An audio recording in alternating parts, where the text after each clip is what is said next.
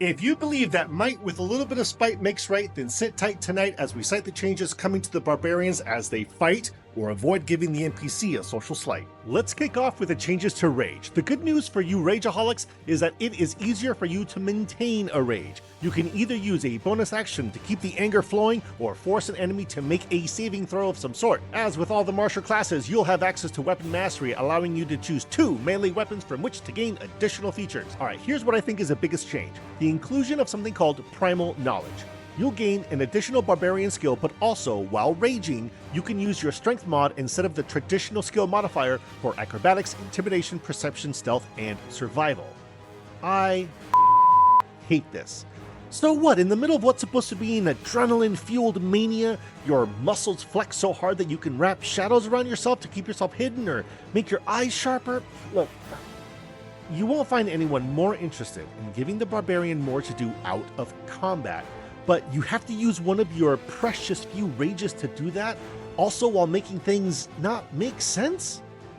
Okay, this section is way longer than I wanted it to be, so I'll end it by making a point that there could have been another way to do this other than leaning on the rage mechanic and also looking at inspiration found across D&D editions or even Pathfinder. Okay, sorry about that, folks. That's my problem. I'm dealing with it, not yours. All right, let's move on. At level 7, they took away your ability to act while surprised by burning a rage, but instead you'll get something called Instinctive Pounce, which will let you move half your speed in the same bonus action when entering the rage. The major change comes in converting Brutal Critical with a new feature called Brutal Strike.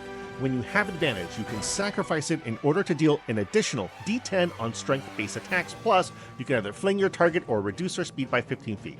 This is meant to combo with the Reckless Attack feature, which remains.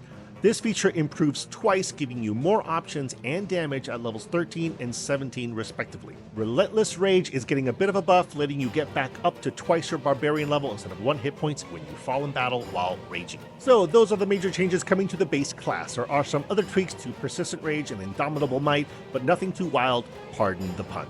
I'm happy to cover the changes to the subclasses if it's something that you'd be interested in, including the brand new Path of the World tree, so please let me know. Before I go, what do you think of what's coming new to D&D? Are you going to give this new edition a spin, or are you going to continue your adventures in what you're playing today? Let me know.